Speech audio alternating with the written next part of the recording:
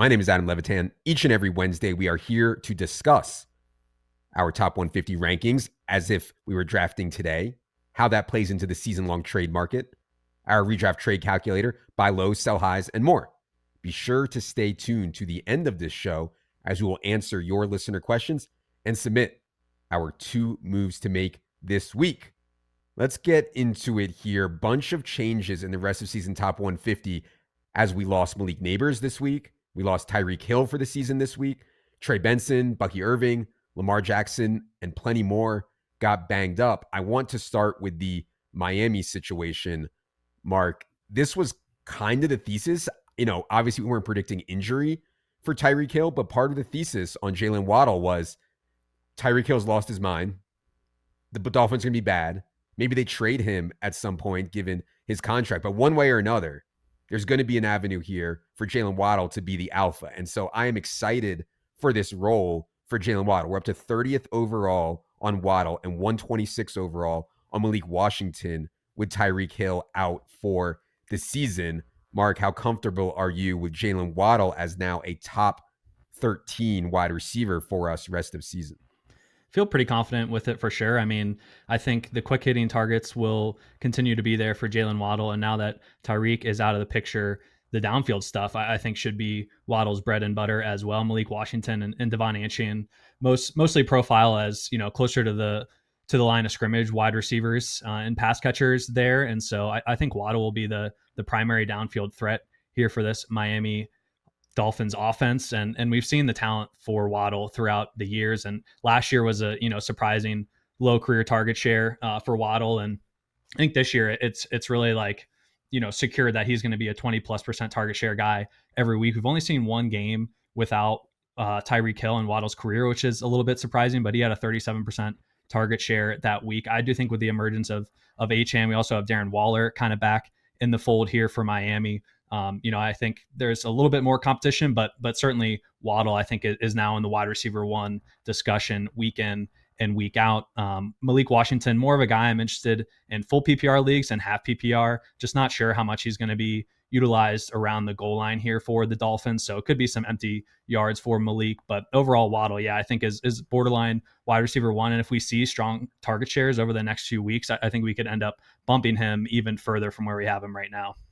So we don't have a lot of data on Waddle, a lot of recent data on Waddle without Tyreek. Of course, in 2021, Waddle's rookie year, he got the whole year without Tyreek. And then Tyreek comes the next year when Waddle is a sophomore. But that rookie year, Waddle was strong. He earned 140 targets and a really reasonable for a rookie, especially 1.75 yards per route run. Waddle is still very young, 26 years old, reasonably young here at 26 years old. So I like Waddle a lot just on scheme stuff, like all this scheme stuff that Mike McDaniel does that was going to Tyreek in theory should go to Waddle. Now, what we saw last year, though, was not that. We saw them go like, oh, let's start scheming stuff to Jonnu Smith. Let's start scheming stuff to Devon Achane. We don't have Darren Waller in the top 150 here, Mark. I think he could have made a case just as like, we don't know what's going to happen with Waller. Maybe he'll earn more routes. I think he could have a case to be in the top 150 here on the Waller stuff. But any thoughts on Waller here, Mark, as someone not in? Actually, let's go to Daigle on this for the waiver take on Waller. I'm remiss here if I pass over the waiver question for our waiver guy, Daigle. What do you think, Daigle? Should Waller be in the rest of season top 150? I even used the sentence in the waiver wire column. It's admittedly a complicated situation to talk through for the rest of the year because in on only a route on 36% of dropbacks, 16% target share, converted his 3 end zone targets into 2 touchdowns. Anytime that happens in a primetime game with the world watching, then that performance is hyperbolized and everyone's forced to spend way above market price for a player that probably doesn't warrant it. In this case, we're talking about a 33-year-old tight end who was injured the first 3 games of the year. So I am skeptical, but when you're painting the picture of how he performs and reaches a ceiling the rest of the year, this is those 2 touchdowns, how he's been used for his career, a big-bodied option inside the red zone. Also now, this target tree gets so much wider since Tyreek Hill had been their best receiver to this point of the season. Not to mention the opportunity cost to find a starting tight end in week 5 it's literally Brenton Strange and Tommy Tremble. So Yeah. you're not too worried about spending and then losing on Darren Waller. Do I have faith Waller will reach the ceiling like what he showed on Monday night? Again, I'm pretty skeptical about it, but who cares? Let's just pick him up. Worst case is you drop him. Brenton Strange will always be available every week. Yeah, well, I'd say two things. First, it was clear that they wanted to get Waller into game shape. He didn't play a single snap in weeks 1 through 3, right? And then they ramp him up here for 17 snaps in week 4. It would not surprise me if it goes 17 snaps, 25 snaps, 35 snaps, like a progression for Waller there. And also, as Daigle mentioned, the bar at tight end to be a viable tight end is just score a touchdown in a game. That's it. Can you score a touchdown in a game? And Darren Waller can start to do that. Last thing on Miami for me, they play the Panthers this week. They won last week. If they can beat the Panthers again this week, just get Mike McDaniel some more job security, my boy. And I think that's good for the offense as a whole. You said the last thing. Let me talk about Malik Washington real quick, because a lot of these situations there involves wish casting for us. Like, we're just trying to project it the rest of the year. And what we really need to see in this first game without Hill is Malik Washington's role to expand, because right now Greg Dortch is the only wide receiver in the entire league with a lower depth of target, and Greg Dortch is at negative yards. Like, we need Malik Washington to get any amount downfield rather than getting a target 1 inch at a time to have usable value the rest of the year. Yep. Right now he's just a gadget / screen guy for them. We'll see if they expand it. All right. Enough on the Dolphins already. Jack, let's go to the New York Giants, who, man, so brutal to lose such an incredible player in Malik Nabers, especially when you're like, man, I'm all excited. We won a game with our new first-round rookie quarterback, and let's build on this.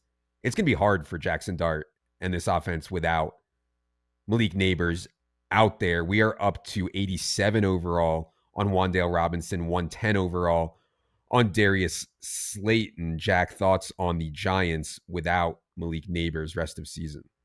Yeah, I think the targets are going to be really condensed around Robinson and Slayton. Last year in the 2 games Nabers didn't play, Robinson had a 26% and 28% target share. Slayton was even better with 28% and 32% target shares. We saw the targets condense around them again on Sunday. The question is how valuable is that? Wan'Dale Robinson does have more downfield targets this year. His 2 highest single game ADOT games of his entire career were week 2 and week 3 this year. In week 4, we did see his ADOT go back under 1 yard down the field, but it's good that they're at least willing to throw it to him sometimes down the field. And Jackson Dart, despite the win and having such a strong rushing performance, he only averaged 5.5 yards per attempt in his debut, and now he doesn't have a true go-to wide receiver 1. So I think the passing efficiency could be pretty rough here. With that being said, volume is still king in fantasy football, as we all know, and it's going to be a lot of volume for both Wan'Dale Robinson and Darius Slayton without Nabers. Yeah, I mean, Wan'Dale earned 140 targets last year. 140 targets for Wan'Dale Robinson last year. He has 27 so far this year. Obviously expecting that to spike plenty. Daigle, for any waiver bros out there, do you have a preference between Wan'Dale or Slayton off the wire?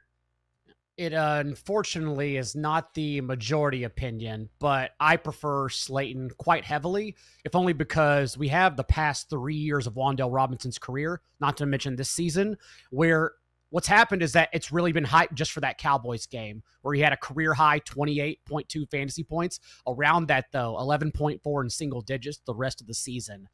It could be a situation where, again, he is used more downfield and used in 2 wide receiver sets, but we do at least have that small sample of last year in the 2 games that Malik Nabers missed time. It was Darius Slayton was the only player you wanted. A 29% target share for 19 fantasy points, averaged 11 targets in those 2 games. And just as the guy who gets downfield with a ceiling, I think the splits are similar to, let's say, Mike Gesicki, where you can't use him, even when Noah Fant's out. You can't use Gesicki unless T. Higgins is absent, and then we saw Gesicki scorch the earth in fantasy. I think Slayton is like that, where now Malik Nabers is out of the way. There is no one else that can do what Nabers does on that team except for Slayton. So I personally prefer Slayton, and you can get him pretty cheap because everyone is only infatuated with Wan'Dale. Yeah, it's tough, man. You know, I think Slayton will be more volatile, right? His ADOT right now is up over 13 yards for his career. It's around 13 and a half yards for Slayton. He's going to get down the field. He can have bigger games for sure. I don't think that Darius Slayton can have the games that Wandale can have, which is like 9 catches for 80 yards, which is pretty freaking valuable in full PPR. But yeah, it's definitely interesting between those two. I think in full PPR, I definitely prefer Wandale. Go ahead, Mark. I think, last year we saw Slayton certainly lead the target share in the 2 games without Nabers, but then the rest of the season, like Wandale more than doubled him up in targets. So I think if we start to get a sample here of Slayton consistently getting equal or more targets than Wandale now without Nabers again this season, then I definitely think we'll inch up Slayton and could even get him ahead in half PPR. But Wandale's just been such a consistently better target earner throughout his career. Like I need more than 2 games from Slayton to officially put him ahead at this point in time. Yep. Wandale turned those 140 targets into 699 yards. Like you have to break your brain because it's not good, but you would use it every week, I guess. Yes. Yards per target, not the best for Wandale, is what Daigle is trying to say. Going full Deontay Johnson on us there in the yards per target, or at least fantasy points per target department. All right. Let's go to Baltimore, where Lamar Jackson, they haven't ruled him out yet. I suspect they are. I don't know for sure, but I suspect they're going to rule him out. And then if they rule him out for this week, then it's like, well, he only needs 1 more week off until they get to their bye.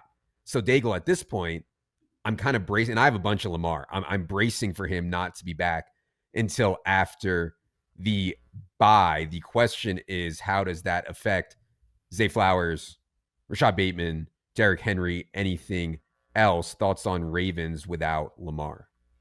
I think we can only get 1 player out of this offense from Cooper Rush. The entire environment changes. It's eerily similar to what we talked about with Jake Browning 2 weeks ago, and that you look at the matchups ahead and there's just no chance here. And that's what happened with Jake Browning. The Ravens plummeted all the way to the 4th lowest team total, 14.5 points in week 5 now with Cooper Rush. So fine on Zay Flowers. Cooper Rush is a pocket passer who can deliver it to 1 player, but I fear we're going to lose Rashad Bateman in deeper leagues. Mark Andrews, who's route participation in the first 3 games was at 71%, but then last week with Isaiah Likely active for the first time, dropped all the way to 54%. I'm very concerned for the rest of these guys the next 2 weeks. Yeah, for sure. And we did drop Lamar Jackson down pretty decently here in the rest of the season, top 150 now behind Josh Allen, Jalen Hurts, and Jaden Daniels. By the way, Jaden Daniels will return this week from his knee sprain. So yeah, I mean, the other thing about Lamar is obviously a lot of his value is tied up in rushing. He's an incredible passer, incredibly efficient throwing, but there's always something about me. These guys pull their hamstring and he's a rusher. It's like, I'm just a little queasy on that with Lamar. I hope that he sits out. As someone who has Lamar, I hope that he sits out until this hamstring is fully 100%. I actually know that Lamar listens to the rest of the season top 150 show, and he's listening to me tell him not to come back anytime soon. I do want to point out here, it's different than the Nabers and Tyreek situation, that it's just a short-term downgrade for the Ravens. They have that week 7 bye, and then after the bye, they get the Bears, the Dolphins, the Jets, and the Bengals twice in weeks 8 to 15. So after their bye, it should be an awesome fantasy environment, I think, assuming Lamar does come back healthy. I do want to talk about Derrick Henry a little bit though, and engage you guys on him. We were talking about him in Slack, just where he should land in the rankings, and I'm torn on how bad this is for Henry the next couple of weeks. Obviously, going up against 2 really strong defensive lines in the Texans and the Rams, but you take away the Lamar carries in the backfield. Obviously, all the goal line work will go to Derrick Henry. Daigle alluded to the low team total there, so it's like, how many goal line attempts will there be? But I don't know if how much of like a net negative it really is for Henry over the next couple of weeks and rest of the season. We didn't drop him all that much. I'm just curious if you guys think we're still too high on him or should end up coming down a little more. I mean, I don't want to panic because this is a short-term thing on Lamar, but I do think that an important part of Derrick Henry's game is RPO with Lamar, and he either keeps it or he gives it to Henry, and that just freezes the defense. And I hate even talking like I know ball or whatever, but it's just so obvious. You can see it when you watch. Like, it's so obvious that people are following Lamar there. So I think that hurts for sure. I think they'll have less goal line opportunities for sure. And I think they're more likely to be trailing it. And we have seen the Ravens consistently, when they are trailing, they put Justice Hill in the game. So if you add it up, to me, it's a pretty big net negative for Derrick Henry in the short term. But I still think when Lamar gets back, like, Derrick Henry is going to smash and be fine. I know it's been a struggle the last couple of weeks, but yeah, I'm still optimistic on Lamar long term. we have him 16th overall here. I think you can make a case to maybe have Jacobs over him, but that's probably about it for me. I don't think that I would have him behind those other guys. All right. Let's go to Arizona, man. I guess we're bearing the lead here. We're getting a million questions about Arizona, Mark. I'm just tilted because no running back ever gets hurt anymore. And then finally, I have this big-ass Trey Benson bag, and I'm not rooting for anyone to get hurt, but James Conner goes down, and I'm like, finally, a running back got hurt that actually benefited me. I'm the one that deserves to benefit from the injuries, not anyone else. And then Trey Benson plays one game. Now he's on IR 4 to 6 weeks with a meniscus injury. So I just want to get that tilt out of the way. The next question is, and this is not related to best ball because nobody drafted Demercado or Michael Carter. This is for our redraft friends. Who will be better rest of season, Demercado or Carter? This is a difficult discussion because they're both going to play. We think, and I think the way we're going to project it for this week is Michael Carter as more of the base back and Demercado as more of the passing back. Maybe Bam Knight or Dearness Johnson sneaks in there as the third back and gets a little bit of work. The question is, Mark, can one of these guys actually have value, and which one do you think is more likely? I know that's a very difficult question. Go ahead, Mark, on the Cardinals without Benson and James Conner. I think this is kind of like a Commanders light situation here where we might get 3 running backs mixing in. We also have Kyler Murray in the backfield to take away some running opportunities as well, potentially around the goal line. So overall, I'm not super excited about any of these backs in the short term. I think if I were to approach this on waivers, I would probably put like an equal bid on Michael Carter and Amari Demercado and hopefully get whichever one is the cheaper one. I think with the base down work likely going to Michael Carter, I would slightly lean his way. But we've also seen Demercado used in the pass game around the goal line. Like he had that drop against the Niners right at the goal line last week against the Seahawks. He did catch a pass and run in for a touchdown there as well. So it's a really murky situation. I'm really eager to see how it goes this week. At this point, we are dealing with buys in week 5, so there is a chance that these guys could be startable for you. I think I'd be okay starting both Carter and Demercado if you needed to, like in the flex. But overall, it's not a situation I'm super pumped about. Also sounds like Benson, is going to be back in 4 to 6 weeks, so he's not like out for the season or anything here. So I think for me personally, it's like a slight lean towards Michael Carter, but ultimately I would approach them relatively equally, and then just kind of see how things play out over the next couple weeks. Yeah, we're going to keep working on information here. In the rest season top 150, we have these guys back to back. I think after thinking about it, Michael Carter is more likely to be the starter. Michael Carter is more likely to handle goal line work. Michael Carter is more likely to score points when they have a lead. I do think Amari Demercado will play on all pass downs, all 2-minute, and might take a little bit more base away than he would have from Trey Benson if Trey Benson was still in there. So in games where you think they're going to be behind, I would prefer Demercado. This week against the Titans, I would prefer Michael Carter. I think pretty easily prefer Michael Carter this week over Demercado. The other thing about this is Demercado plays a pretty important special teams role for them. They might not want to burn him out with a ton of reps on offense. So we're going to keep thinking about this and working on it. If you guys have in season, hopefully you'll see what we found out and what we project for this weekend between the split here. But I think my gut right now, and Daigle, I want you to chime in on the waiver stuff. My gut right now is I would probably, if it was a waiver situation where I like Mark's idea of bidding even on both, but if I had to bid more on one, or if it was a waiver priority situation, it would be Michael Carter over Demercado for me, definitely in half PPR. Daigle, how are you thinking about Demercado versus Carter right now? I always lean towards the pass catching option. So while I view them equal, I would personally put Demercado one spot ahead of Michael Carter, but it's the same tier of players. I do think everyone, though, will then overreact and maybe think, are these players aligned with Woody Marks, Rachaad White? And I just want to be clear, that is not the case. Like, we can now try to target this ambiguous situation ahead of Blake Corum and Kendry Miller, for example, 2 hot ads off the waiver wire this week. But these guys should at least be ahead of them and behind the other two I mentioned, who are going to lead their backfields as explosive players. Yes, agreed. And especially with Trey Benson, these meniscus injuries, usually guys come back okay from them. I also wanted to note on the Trey Benson stuff, like I'd try to keep him if you can.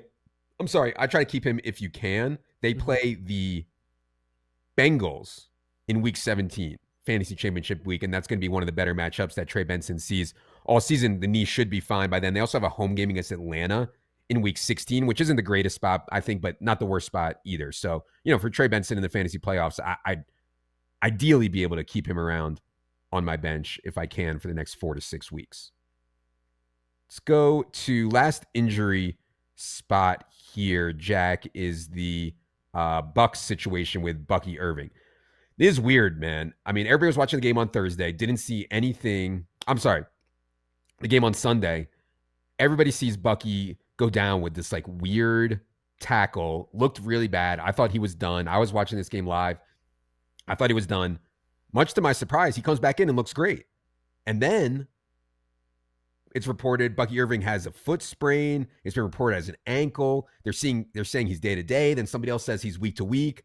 And then they say it's a foot sprain and it's not a long-term injury. We'll see. I'm a little scared on what's going on with Bucky Irving right now. We kept him up here at 20th overall. This is very fluid to reports around what's going on with Bucky Irving's injury. But I think, Jack, that Bucky's probably going to miss this week. If you listen to the Bucks, he'll be back the week after, but I don't know, man. I don't know. So what do you think about Rachaad White, Sean Tucker, anything else Bucks related here with the Bucky Irving injury? Yeah, Todd Bowles said that he's day-to-day and that he's not ruling him out for this week yet. He is in a boot, and Bowles said he needs to be out of the boot by Friday to have a chance to play Sunday. Given the fact that he's in a boot on Wednesday, I agree with you that it seems unlikely for him to go in week 5. And if that's the case, I think Rachaad White is probably going to be the backfield leader, definitely on third downs and probably on base downs. We know he's a prolific pass catcher. And in the one game where Bucky Irving left early last year, Rachaad White out-carried Sean Tucker 17-3. White has ran well so far this year in a much smaller role than he's had in previous seasons. But that could give the Bucs the confidence to go back to him on base down. So I think it's going to be a pretty strong workload for White. Yeah, so do I. And Rachaad White's a good NFL player. I know people want to hate on Rachaad White and the efficiency stuff. They love him as a pass catcher. They love him as a pass protector. I think he can get what's blocked in the run game. Of course, Wirfs is back, but the other parts of the offensive line remain a mess for the Bucs here. But yeah, I do think it'll be a pretty nice workload for Rachaad White here. I do think Sean Tucker can get some hot hand stuff. And we've seen this from the Bucs before where Rachaad White gets going and he stays in a game ahead of Bucky Irving. We saw it a lot last year where Bucky was just playing great and was touching the ball 20 times every week. If Sean Tucker goes in there and all of a sudden starts ripping off long runs, I could see him taking more of the base than we're talking about here from Rachaad White. But yeah, I think the base case is Rachaad White, elite, all the pass down work, all the 2-minute work, and something around 60-40, 65-35 ahead of Tucker in base also is what I'm kind of thinking for this backfield. While we're on the topic of the Bucs here, Daigle, what a mess. Godwin comes back immediately full time, plays poorly. Egbuka has, I love Emeka Egbuka, but that was so lucky, that bomb. I mean, 2 Eagles basically whiffed on the ball with their hands. It goes right between them to Egbuka, who goes for a long touchdown. And then you have the Mike Evans hamstring thing going on here as well. I got a question. Somebody DM me, hey, should I be selling high here on Emeka Egbuka with Godwin back to full time and Evans on his way back to full time? Any thoughts on that, Daigle? Would you be selling Egbuka now? And any other thoughts on Bucs wide receivers? Well, I mentioned selling Egbuka a couple weeks ago, and then Mike Evans went down. So what do I know about forecasting Egbuka? But I think Chris Godwin's usage was the most shocking thing of the entire season. Literally came out tied for the team lead with Egbuka with 10 targets and ran just 1 fewer route and 2 wide receiver sets than Egbuka as well. It does seem like he's already, I know the efficiency wasn't there, but Godwin's already back up to full strength and just kind of playing it out, shaking it off on the field, which I don't think is good for Egbuka either. So sure, I'm still looking to sell high. That answer is always relative. Like, you should make sure you get multiple starters back, especially if you're a losing team with him. But yeah, I don't mind that move at all. One thing that I noted on team by team was Godwin did not play the slot. Sterling Shepard played the slot. But that kind of makes me think that it's a good thing for Godwin. In other words, they think Egbuka can play outside, which means Egbuka and Evans on the outside, and then maybe Godwin in the slot once Evan gets back.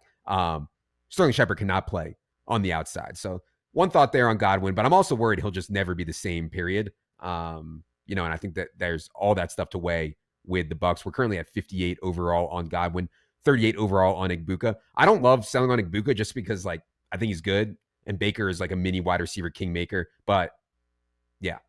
All right. Oh, I almost forgot. This show is brought to you by our friends at DraftKings. The NFL season is indeed here. There's no way to get closer to the action than with DraftKings Daily Fantasy, the ultimate destination for football fans. Right now, our partners at DraftKings are giving new customers a chance to play free for their share of millions in prizes with their first deposit on the DraftKings Daily Fantasy app. Download the app and enter promo code ETR or scan the QR code to play free for your share of millions with your first deposit. That's for new DraftKings customers. Just download the Daily Fantasy app for your free shot today. The crown is yours. Gambling problem? Call 1-800-GAMBLER. In New York, call 877-8-HOPE-NY or text HOPE-NY at 467-369. In Connecticut, help us available for problem gambling. Call 888-789-7777 or visit ccpg.org. 18 plus in most eligible states, but age varies by jurisdiction. Eligibility restrictions apply. Void where prohibited. Minimum $5 deposit required. One single-use $3 ticket rewarded. Ticket rewards are site credits.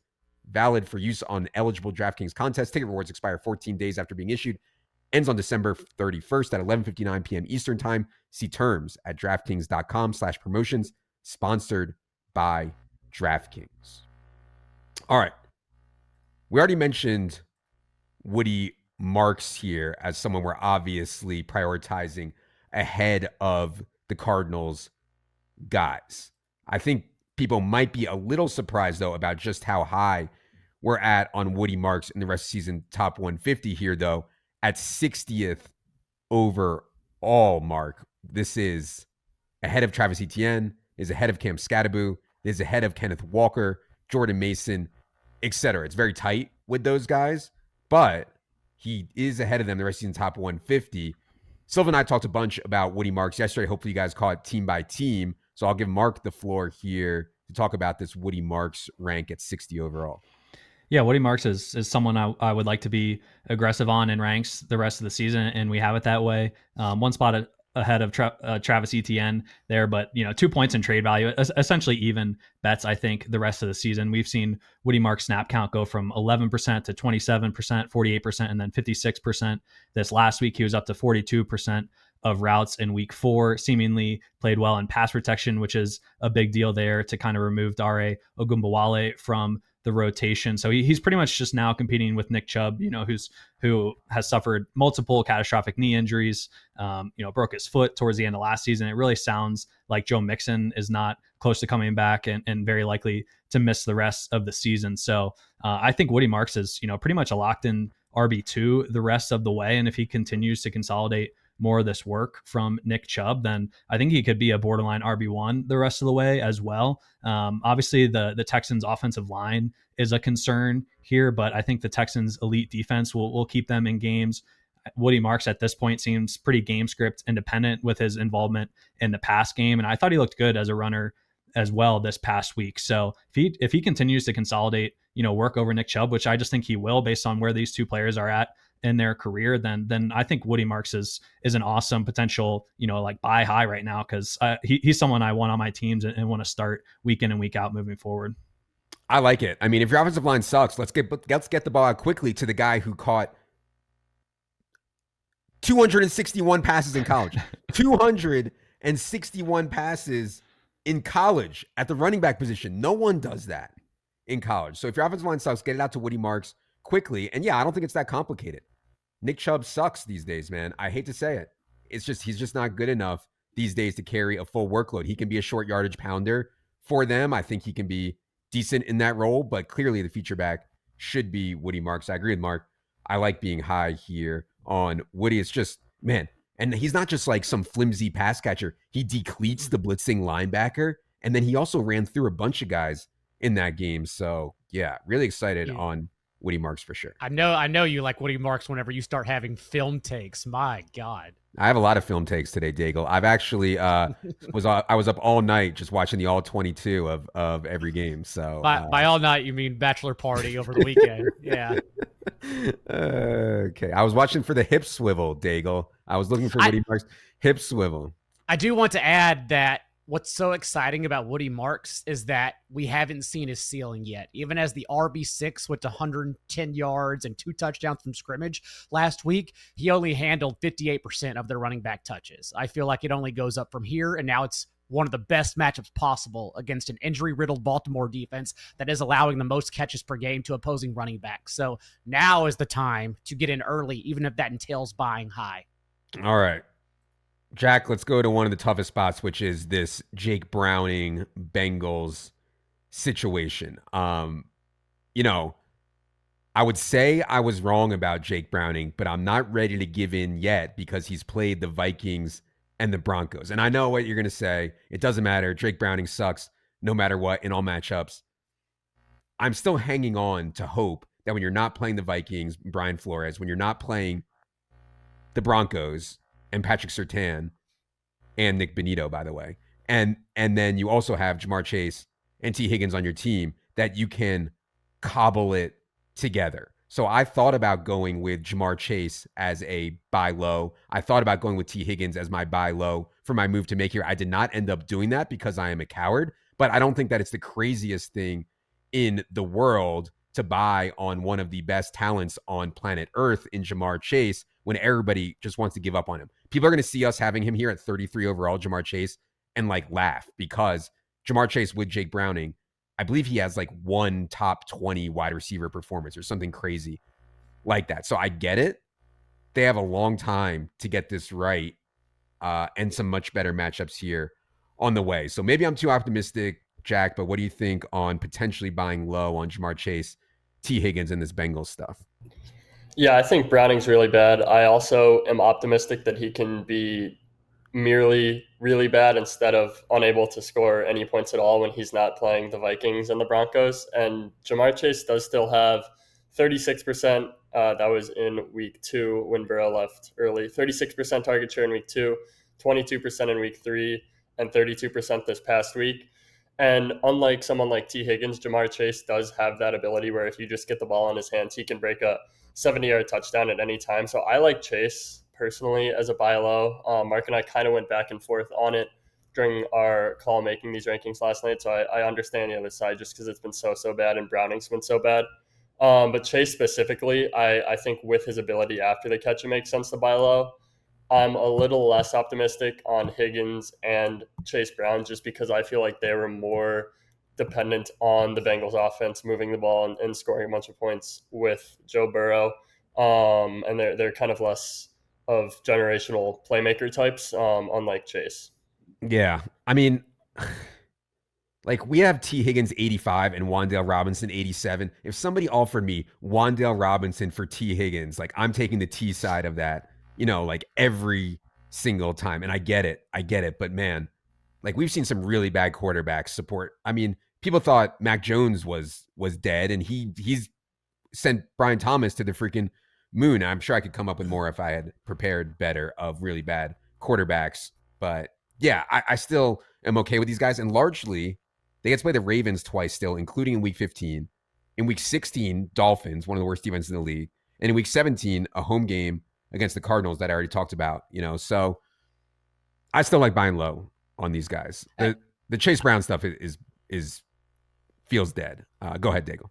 I don't mind buying low either. I just know I'm not selling where I have them before this game against the Lions. Like you are You just waded through the mud against spots we even talked about 2 weeks ago that you couldn't play Jake Browning in one quarterback leagues at all against the Vikings and Broncos. The exact run out that we projected happened, and now you're here. You Yeah. don't sell them at rock bottom prices. Even if they don't do anything against the Lions, like even if it's just, let's say 20 yards and a touchdown, then you flip them because their prices, their market value cannot get any lower than it already is. So T. Higgins, Jamar Chase, totally fine selling, not before this game.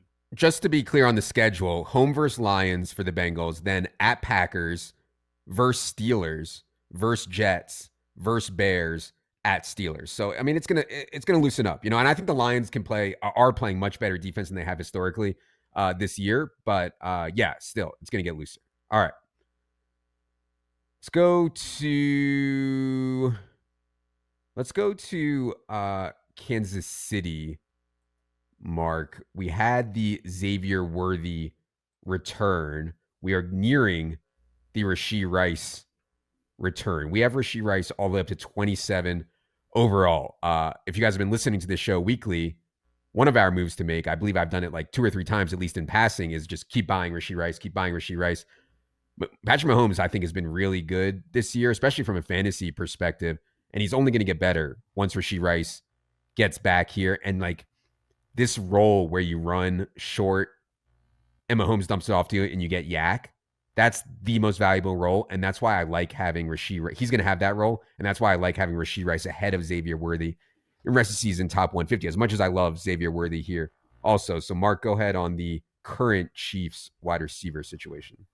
I just continue to think it's a great spot to buy into, whether that is you're a 3-1 team, 4-0 team, and you can buy Rashee Rice now ahead of him returning in week 7, or if you want to buy high on Xavier Worthy. Was really pleasantly surprised by how effective he was in his return as well. And we've seen this Chiefs offensive line start to play well also, and it's just a team I want to continue to bet on in fantasy football. I think we could even be potentially a little bit low on Mahomes at QB8 there. Don't expect his rushing to continue as much as it was in the first few weeks there. But, when you have a 3 wide receiver set of Rashee Rice, Xavier Worthy, and Hollywood Brown, you get Juju to mix in there, and then Kelsey in the red zone. I just think, we know this team loves to throw in any and all situations. So I just think it's an offense to continue to buy into. And we did see a good game against the Ravens. So it's not necessarily like you're sneaking it past people at this point, but just wanted to highlight how strong of a spot it can be, and the weapons in the first few weeks with Tyquan Thornton out there and whoever else is rough, but now it's trending towards being the most prolific passing offense in the NFL, and I just want to continue to buy into that at this point. Yep, agreed. All right, Daigle, let's go to Denver backfield for the last one here before we get to listener questions. We saw them go to more of a series by series approach with Dobbins and RJ Harvey here in this game. Hopefully you bought on RJ Harvey. I believe that was my move to make last week. Shout out to me with buy on RJ Harvey. This was, of course, one of the best spots you can get. Home game against the Bengals. It's really easy to get both of your backs a bunch of snaps, a bunch of touches when you're home against the Bengals. How do you see Broncos backfield going forward, Daigle? It was encouraging, as we talked about last week, that they had at least removed Tyler Bidet from the entire rotation, so it was two-headed. And then even if you look into just the first half touches for this backfield, since it became a blowout in the second half, RJ Harvey out-touched J.K. Dobbins 7-4, even in just the first 2 quarters. And then it became and finished as a season-high 50% share of the team's touches for RJ Harvey. So love the prospect of having him, even flexing him moving forward, especially because I initially wanted to sell Bo Nix. It was the exact run out we thought, where against 3 tough passing defenses, Bo Nix was quite literally dead last in the league in yards per attempt under pressure. Couldn't play him. He gets the Bengals. He goes off because the Bengals can't create pressure. But the thing is, the upcoming month for the Broncos is the best schedule possible, including the Cowboys and Giants. So love the Broncos offense going forward, and that includes RJ Harvey. Yeah, we have them very close in the ranks right now. 73 overall for Dobbins, 75 overall for Harvey. I think that makes a lot of sense. All right. Appreciate everyone who submitted questions for this. The ETR account tweets them out. If you guys ever have a question for your season-long team that we should address on this show, look for that tweet, usually on Tuesdays. BTTR, well, let's start with an easy one here. RJ Harvey or Bayshell Tootin, buddy. All you got to do is go to the rest of season top 150, and you'll see that we indeed have RJ Harvey, far clear at 75 overall of Bashel Tutin at 94 overall. Travis Etienne's playing good ball, man. And like, it's going to be, I think it's going to take something for Tutin to completely pass Travis Etienne. And Liam Cohen's run scheme is that such that I think Travis Etienne is going to continue to have success. So I still like Tutin. I still have him on like most of my teams as a stash, but I'm not that optimistic that he's going to like overtake Travis Etienne anytime soon. He's still just a stash, whereas Harvey has been on our rosters all year. Let's go to trade here. Mark. I'm going to bring up the trade calculator if you want to read this one to me. I will tech lord to our redraft trade calculator. Again, anyone who has draft kit has access to this. Can you go ahead and read it for me, Mark? Yeah, trade here is, would you give Jalen Waddle and Quinshon Judkins on one side to get Kyron Williams and Rashee Rice on the other side? Which in my head seems pretty fair. Yes. Well, the Tristy Cake calculator, Mark's brain is the sim. It is fair. We have it as very, very close. 3% edge to the Rashee Rice, Kyron Williams side. In other words, a total toss-up here. Yeah, go ahead, Mark. Well, yeah, this question asker also, DPR43, also says he has quorum. So, I think here the question to me, like, we've talked about wanting Rashee Rice on our teams, and so I slightly lean that side. I'm not as excited about having quorum. Like, I think I feel, I don't know, Waddle and Judkins, like I feel confident starting every week, right? But I think Rashee Rice is the best player in the deal, and if you continue to have quorum eat into Kyron and you kind of lock up that Rams backfield, I think that's okay. I slightly lean towards that side. It's really close. I honestly don't have a strong opinion if anyone else has a lean. I prefer the Rice and Kyron side as we get late in the season here. Like, I want to have guys on good teams, and like the Chiefs and the Rams are going to be in it. Yeah. Who the hell knows what's going to happen with the Dolphins and the Browns, man? I mean, who knows what they're going to be doing late in the season when it's the fantasy playoffs. We also, I don't think Judkins is going to be suspended, but what do you guys think? Like 5% chance the NFL wakes up one day and is like, you know what? We investigated and this guy should be suspended. I don't think that's likely, but like 5%, something like that. So yeah, I think the Rashee Kyron side. I will say, Blake Corum is playing more than I thought that he would. And so I thought Kyron could be a sell, but we already have that. We have that Corum role baked into the rest of the top 150. And yeah, I like the Rashee Kyron side there. Jack, let's go to, we already talked about Chris Godwin, but Josh Burke asked how to approach Addison and Godwin, mostly inefficient stepping right back into full-time roles. So let's skip over Godwin. We already talked about that, but the Addison stuff was interesting. He had a full-time role. He made that one huge play on the busted play, got caught from behind by the linebacker. I'm not concerned about Jordan Addison at all. I think he's an awesome player and he's going to be good. My bigger concern is like Carson Wentz sucks, and I'm a little worried JJ McCarthy might suck also. That's really my only concerns on Jordan Addison. But other than that, I'm pretty excited about him. Jack, any more thoughts on Addison's return? Yeah, I think if we're talking expectations relative to last week, I think if anything, it was a bump for Addison because he immediately stepped into a full-time role. He had over 100 receiving yards. He had a 17.4% target share. I thought it was a really good role right off the bat and not unexpected given that it was a suspension and not an injury. I think if we're talking relative to preseason expectations, it's fair to dock Addison because McCarthy looked so bad and because Wentz is pretty clearly terrible. But I mean, we knew that Wentz was terrible going into week 4 as well. And then Addison went out and had a full-time role, 17% share, 114 receiving yards. So I'm not super worried about Addison. Yeah, I like where we have him. Be aggressive on Addison up here at 53 overall.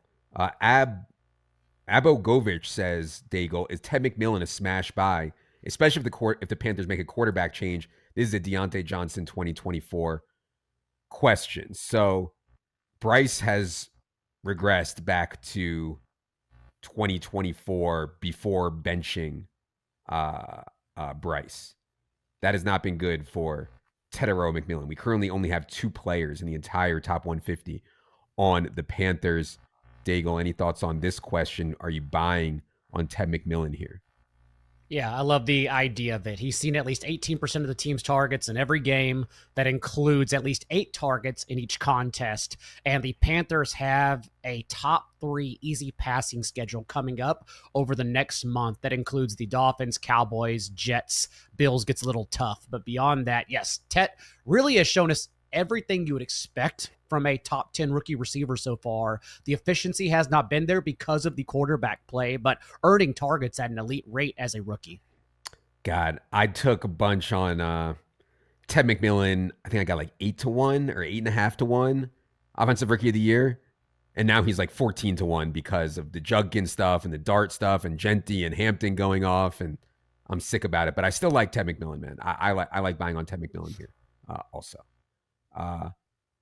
EBK Pop says, would you trade Chase Brown for Travion Henderson? Barring a quarterback trade, I don't see the Bengals situation getting better, but Henderson is still stuck in a 3-way timeshare. So I don't know, Mark.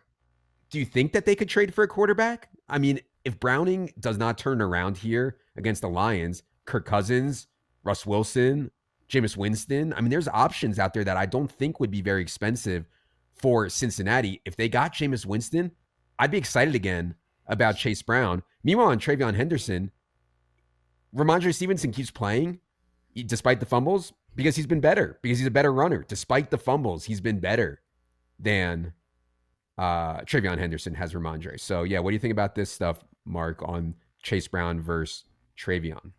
I think it's really unlikely the Bengals trade for a quarterback, just given the franchise's history of like doing the best thing to win games in the short term. You know, they've kind of scraped the bottom of the barrel here. We're signing Jamar Chase and T. Higgins. It's not like they've done smart transactional moves in the past. And I think Zach Taylor is a guy that is going to go out there and say, oh, we got the guys in this locker room to compete. You know, we don't need any help at quarterback. I think he has a lot of faith in Jake Browning. So I don't see the Bengals making a move if you think that's an out. I still prefer Chase Brown here, though. I mean, you're going to get, I think, 15 to 20 touches pretty much locked in every week for him. Travion Henderson, I don't really see it coming, just given Mike Vrabel's comments around Ramondre Stevenson. They're still using Antonio Gibson a lot. It's just really hard to make a fantasy impact in a 3-way running back by committee. So I obviously like the Patriots offense moving forward more than the Bengals, but I think the touch count and, you know, Chase Brown is still an explosive player. Like I still lean Chase Brown there. Yeah. I do too. Not only because of the off chance that they trade for a quarterback, but just the same schedule stuff we talked about with Jamar Chase and T. Higgins applies to Chase Brown here also. Here's a good one, Jack. We haven't talked about Chargers wide receivers yet this week. I mean, if Ladd McConkey is going to be worse for the whole season than Quentin Johnston and Keenan Allen, I'll just say that I was wrong and I'm shocked, you know? And I know it's been that way for the first month. I know Silva has capitulated and he talked yesterday about putting Ladd McConkey behind those guys rest of season. I still kind of like the way that we have it here with McConkey and QJ really close and Keenan a step below. But Shift Work Life says, what should I do with Ladd McConkey? Is he really the wide receiver 3 on his own team? Jack, what do you think about this question? Yeah, I think volume-wise, they're all going to be pretty close. And the reason we have Keenan Allen so far behind the other two is because he's less explosive with the ball in his hands. And he kind of needs the targets to post big-time fantasy outings. But yeah, I mean, Keenan Allen is out-targeted McConkey all 4 games. Quinn Johnston has out-targeted him in 3 straight games. So I don't think this is Ladd McConkey ascending into an alpha like we might have expected in August. And it does really seem like these 3 receivers are going to be quite close volume-wise. The good news is the Chargers are still passing quite a bit. They had a 0% plus 0% pass rate over expectation in week 3, and that jumped back up to plus 9% in week 4. So they're still throwing the ball at one of the highest clips in the league. But when you're getting a 21% target share instead of a 25% target share like Ladd had last year, that's a pretty big dock. And that's why we've adjusted accordingly. It's like the ultimate test of your priors, right? Like everybody's priors where Quentin Johnston sucks and he's a huge bust and he's a 16th round fantasy pick. Ladd McConkey is a rising superstar. He's a 2nd round slam dunk fantasy pick. I struggle with this a lot with like how quickly can we get off of our priors. And it's different with this versus like a Rome Odunze, DJ Moore situation, because like Quentin Johnston was so bad as a rookie, like so bad. Whereas Rome had the Shane Waldron stuff and you saw some flashes. Like Quentin Johnston was just inept. So I can't say I feel strongly about this, but I'm still clinging to my priors that Ladd is going to be the best rest of season. But I know I've said that each week, and I played a bunch of Ladd in DFS on Sunday too. So yeah. If it were any other first round wide receiver, we would be applauding it because they are just obviously breaking out in their third year. Yeah. And that's what's happened with QJ right now. And I understand, yes, it was one of the worst rookie seasons possible for a first round player. But then year two, I think everyone forgets he did develop. He was good last year under one of the best head coaches in the entire league. And so that's what we're seeing, him growing as a third year player. I think it's awesome.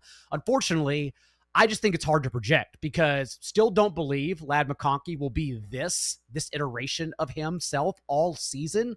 But when do the targets fluctuate? When do they go back in his favor? I don't know. I can't project. So I still like Ladd McConkey the rest of the season.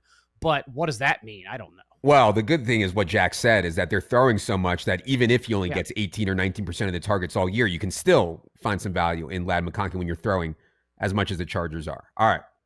Last one here, Daigle, is from Space Towel 6. He says, should I be trying to sell Brock Bowers? So it's really pissing me off, honestly, that if Brock Bowers is hurt and limited by this knee thing, he's not on the injury report, right? That is the rules. If a player is going to be limited or affected by an injury in the game, you're supposed to at least be listed on the injury report. You don't have to list him as questionable, but you're supposed to at least list him on the report. The Raiders have not done so. But everybody watching, all the tape bros are telling me that Brock Bowers can't move. He's not himself. He's got this brace on. So, Daigle, what do you think about this question? Should I be trying to sell on Brock Bowers? I don't know if that part is true either, since the route participation in the last 2 weeks has been season high marks, over 90% of the team's drop back. So if he's not on the injury report, they're at least letting him play through it. If he is actually injured, not sure. I don't mind selling high on Brock Bowers. I guess I'm just questioning. You'd be selling low. High. You'd be selling that's low. You'd be selling. How do the rest of your league look at Brock Bowers? Do they want him? Since other guys like Jake Ferguson, think of other top tight ends, Trey McBride, like Dalton Kincaid. Dalton Kincaid, I think we could easily sell, but the other two, like, their roles aren't changing in a condensed target tree. So I would ask around, but again, I don't think you're really selling high, so that'd be my concern here. But I don't mind getting off Bowers. I think if you wanted to get off Bowers, you got to let him put something in the box score. Like, what are you going to get for him at this point? You know, and I do think he's going to put something in the box score relatively soon. Like, they were actively trying to get him the ball. Geno was just awful in that game against the Bears. And without Colton Miller, what does it become this environment the rest of the year? Like Silva's already mentioned, the Colts defense is one of the best streamers the entire week. They're ranked high in the waiver wire column as well this week. I'm just kind of concerned for the offense as a whole. Oh, could not agree more. I'll talk about the Raiders here more in a second with a very controversial, I'm sure, move to make upcoming. All right. Appreciate the questions from everyone for that segment. Let's go to our moves to make. Producer Ryan, I don't think we should put the timestamps on because I do not want people just fast forwarding straight to this. They need to listen to the full 55 minutes before they can get the moves to make. Daigle, I don't think you've had the floor to go first yet this season. Why don't you go ahead with your first move to make? We are past the part of the season where I did not feel like Caleb Williams would be a starter for QB1, even for one quarterback leagues. But then he comes out, he's operating Ben Johnson's offense quite well, honestly, through 4 games, averaging a career high 6 carries per game as well. You come out from their bye, and now they have the easiest passing schedule in the league. They're getting the Cowboys, Giants, Steelers, and Jets this upcoming month. I believe in one quarterback leagues, Caleb Williams could be dropped for the bye, but in Superflex leagues also, given that he's coming off a tougher schedule against some great defenses, I also do think that you could buy him for lower. So I am latching on to the Bears offense now the rest of the season, since we're through the part of the year where I was concerned about, and they performed quite well. So buy Bears offense is the move. Buy Bears offense. I think Caleb Williams is the easiest part. You can get the guy who conducts all of it, but buy the Bears offense. Romo Dunze, you'd be buying extremely high. No one's probably selling him since he's a top 5 wide receiver, but I do like all of the Bears offense. Yes. One thought that I had was just like Luther Burden stash. How much longer can we sit through this Olamide Zaccheaus, DJ Moore stuff? I mean, I understand DJ Moore is getting open. He has not been productive whatsoever. Silva was talking about yesterday on Team by Team, maybe not a scheme fit for what Ben Johnson wants to do. It's not crazy to think DJ Moore could be traded, but regardless, at some point, Luther Burden's going to get more snaps. If I had a deep bench and I could afford to stash Luther Burden on the bench, I would be.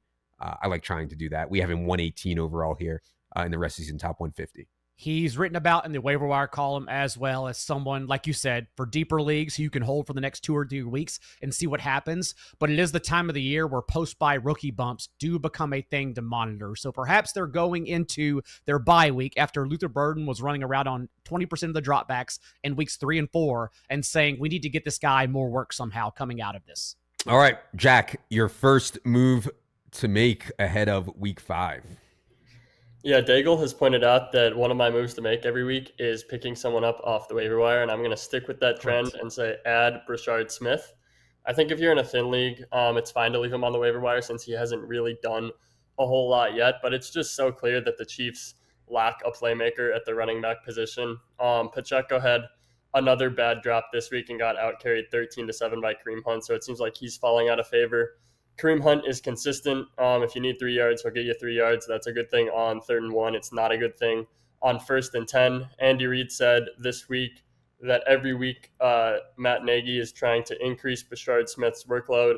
Dan Graziano said that they are trying to get Brashard Smith more work moving forward. So I don't think you can start him, but I like adding Brashard Smith and getting ahead of it as a speculative add on a potential playmaker. Yeah, I don't think that Brashard Smith is ever going to be like a workhorse kind of back, but if he can get into the Jerick McKinnon role, like the peak Jerick McKinnon role, that's reasonably valuable. And these guys like Pacheco and Kareem Hunt have been struggling so bad. I could see it. I could see it. And I think Brashard Smith belongs on benches. We're up to 147 overall. At least Jack did a move to make that was actually in the top 150 here this week. So that was good. Mark, your first move to make. You guys stole my thunder a little bit in the question and answer portion of the show, but my move here is to buy Ladd McConkey. I think this is rock bottom value for Ladd out there. He's still a good player in the league's most pass heavy offense at this point in time. Last season, Ladd McConkey averaged 7 targets per game. This season, he has 27 targets through 4 games. If he had 28, that'd be an even round 7 targets per game again. So it's not that he's not involved. He just hasn't been producing yet. I'm a believer that Ladd McConkey is still a good and productive NFL wide receiver. I think this offensive line injury to Joe Alt is certainly a hit to the Chargers pass game as a whole and efficiency outlook. But I also think it could allow or force Justin Herbert to get the ball out of his hands quicker, which is, I think, a boost to Ladd McConkey and Keenan Allen specifically, who are lower ADOT wide receivers. And while Ladd McConkey may not be like a wide receiver 1 the rest of the way, I feel pretty strongly that he's a wide receiver 2. And I don't think people are valuing him appropriately at this point in time. There's also injury outs. If, a 33-year-old Keenan Allen goes down, Quentin Johnson this last game came off the field grabbing his shoulder, pec area. There are injury outs here to Ladd McConkey becoming a wide receiver 1 as well. But I'm buying Ladd as a wide receiver 2 and think he is at rock bottom value at this point in time. Yep, I like it. I like it a lot. All right. My first move to make is going to be a controversial one that I'm sure the haters and YouTube commenters will be all over me about, but I will say sell Ashton Genty. Now, clearly Genty is awesome, right? We saw him explode in space in week 4. He goes nuts. Now everyone just assumes, oh, he broke out. That's going to be a weekly occurrence. Maybe it will be, but there are still a lot of issues here for Genty. Most importantly, the offensive line. The issue for Genty in week 1 through 3 was the backfield penetration, contact before line of scrimmage. In week 4, they play the Bears. Probably the worst defense in the NFL, given their current injuries. So yes, he got far more space. Shocking. He shredded the Bears. In that game, the Raiders lost their only good offensive lineman, left tackle Colton Miller. If you look at next gen stats, all of Genty's big runs in this game were to the left side. And so now you don't get to play the Bears. You lose Colton Miller. Their next games are against the Colts and the Titans. Okay, whatever. Those are decent / good spots for Genty. But then at Kansas City, Jacksonville, Denver. The Raiders still have to play Cleveland. Then they play Denver again. In the fantasy playoffs, week 15, Genty is at Philly. Week 16, he's at Houston. So between the offensive line issues, the pass down issues that we've seen for Genty, the schedule, I'd be willing to sell Genty for the right price. I still think he's going to be fine / good. But if someone is valuing Genty in the top, I don't know, 20 after I took him 12th overall, I'd be willing and like making a move there. All right, let's go to Daigle for his second move to make here ahead of week 5. I will wait until Friday morning because we are waiting for the 49ers injuries to shake out. Oh, I have an update for you. Hold on. Breaking news into the show. Juwan Jennings. Everything is day to day with the Niners. Nope. Juwan Jennings, Ricky Pearsall, and Brock Purdy have all been ruled out. Ooh. Out of their week 5 game. All 3. Jennings, Pearsall, and Purdy will all sit. And for some reason, we think 20 weeks is going to heal everything, that we're actually going to get starters on the field in a couple years. 0 chance. Okay, so let's just not even wait then. Let's buy Juwan Jennings and Ricky Pearsall right now, because now the 49ers get 10 days rest to heal all these guys, clearly sitting out in a divisional spot against a competitor that matters because they don't want to give anything away on a Thursday. And the Niners also, once we got beyond that Seahawks game in week 1, easiest schedule for the rest of the season, including in the playoffs. So I will happily take on the Niners offense now that they finally have time to rest. Remember, their bye isn't until week 14, so this is kind of being treated as a mini bye week for them. Yeah. Let these guys rest. I agree with. I like this, even though it's gonna be really tough here. They're playing at the Rams on Thursday night to win this game, but sacrifice this a little bit, and hopefully you get your guys right for the rest of season. All right, Jack, your second move to make. Yeah, I'm going to say buy Jameson Williams. It hasn't been great for him so far. He has 10 catches in 4 games. He only has 1 game above 43 receiving yards. I have a bunch of Jameson Williams in fantasy leagues, so I know that it's been rough outside of week 2. But he still has a 16.4% target share. That's down 1% from where it was last year to 17.4% target share last year. But his average depth of target is up like 8 yards from last year. It's over 20 right now. So if anything, I would consider earning a 16% target share with an average depth of target over 20 yards to be like wildly impressive. And they just gave him that big extension. He's obviously running around on pretty much every Jared Goff drop back. And with these big play guys, sometimes it just doesn't hit. So I kind of like just buying low on Jameson Williams when it's not hitting, because we know there hasn't really been a change in his usage. Yeah, one change that we talked about on team by team is everything is so deep. And I think they can look at this and be like, let's just get him some layup targets just to get Jameson going. And I think they will do that. So I like buying on Jameson also as just too talented to only be getting these deep bombs that he's been getting. And of course, he can connect on some of those also, and that would change the whole outlook on Jameson as well. Mark, your final move to make here this week. You give Daigle the lead this week, and he's just absolutely stepping all over my toes. But my second move to make here is to buy George Kittle. I love buying Kittle if you're 3-1 or 4-0 and looking ahead at the rest of the season schedule. The 49ers and the fantasy playoffs get the Titans at home. Then they play at the Colts and then home against the Bears in week 17. That's a pretty spectacular playoff schedule, if you ask me. And the more I play, season long fantasy football, the more I want elite players at the tight end position, because we just see week in and week out, it's really hard to nail down consistent scores at the tight end position. And I feel very confident I can, outperform my league mates at wide receiver and running back. So if I can lock in an elite tight end, which I believe George Kittle to be, I want him on my teams. I think now is the week to do it because he's eligible to come off IR ahead of week 6. So I think this is the week to buy George Kittle. Yep. Love it. It's like the Monstars. Christian McCaffrey has been touching the football and siphoning everyone's powers in order to stay healthy. That's why they had to manufacture their own bye week in week 4 and 5 against the Rams. Yeah, they're going to have Mac Jones, quarterback, Kendrick Bourne and Demarcus Robinson wide receiver, and Jake Tongas at tight end here in this game on Thursday night. Should be a good one. Not a football game. Should be a good one. All right. My final move to make is going to be sell Marvin Harrison Jr. Let me just get Tech Lord over here. Yes. Sell Marvin Harrison Jr. You can feel the momentum for Marvin Harrison, right? He has this big second half against Seattle on national television. Everybody's saying the Cardinals are going to be pass heavier without James Conner, without Trey Benson. That's all well and good. I'm still just worried Marvin Harrison isn't good enough. He was at 1.63 yards per route run last season and is at 1.35 yards per route run this season. Those are really bad numbers. And he doesn't break tackles. And his yards after catch numbers are bad. And all of that can be okay if you earn a ton of volume.